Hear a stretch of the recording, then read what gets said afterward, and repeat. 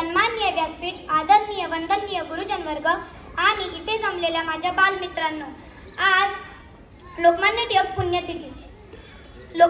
पुण्यतिथी विषयी मी तुम्हाला 2 शब्द सांगणार आहे.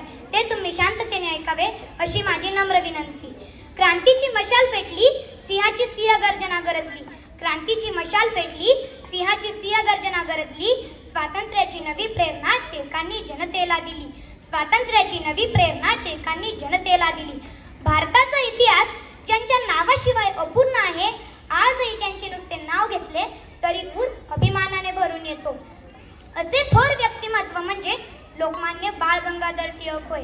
रत्नागिरी जिल्ह्यातील चिखली या गावात 23 जुलै 1856 रोजी एका तेजस्वी सूर्याचा जन्म झाला आणि या तेजस्वी सूर्याच्या प्रखर तेजामुळे अन्यायाचा काळोख दूर झाला.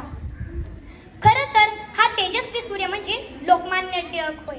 लोकमान्य टिळक हे भारतीय स्वातंत्र्य चळवळीचे नेते म्हणून ओळखले जातात. समाजात जनजागृतीसाठी त्यांनी केसरी व मराठा ही वृत्तपत्रे सुरू केली. लोकांनी एकत्र यावे व त्यांच्यात राष्ट्रप्रेम निर्माण व्हावे यासाठी त्यांनी गणेशोत्सव व शिवजयंती हे उत्सव सुरू केले.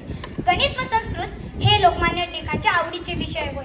आपल्या मातृभूमीसाठी कित्येक वेळा महापुरुषाने तुरुंगवासही भोगला, पण मिळालेल्या शिक्षेचं त्यांनी सोनही केलं. आणि मंडालेच्या तुरुंगात असताना त्यांनी गीता रहस्य नावाचा फार मोठा ग्रंथ लिहिला.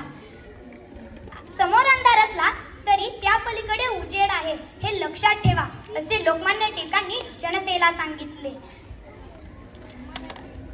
लोकमान्य टिळक हे त्या काळातील एका नव्या युगाचे प्रवर्तक होते. त्यांनी भारतीयांना एकता व संघर्ष करण्याचा जणू काही मूलमंत्रच दिला.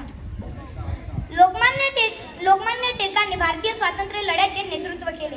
ते नेतृत्व लोकांनीही मान्य केले, म्हणूनच ते लोकमान्य झाले. लोकमान्य झालात तुम्ही भूत भविष्य न वर्तमानी. लोकमान्य झालात तुम्ही भूत भविष्य न वर्तमानी.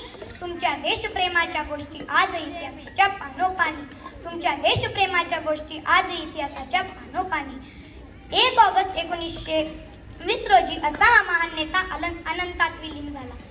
अशा या महान नेत्याला माझा कोटी कोटी प्रणाम. एवढे बोलून मी माझे भाषण संपवते.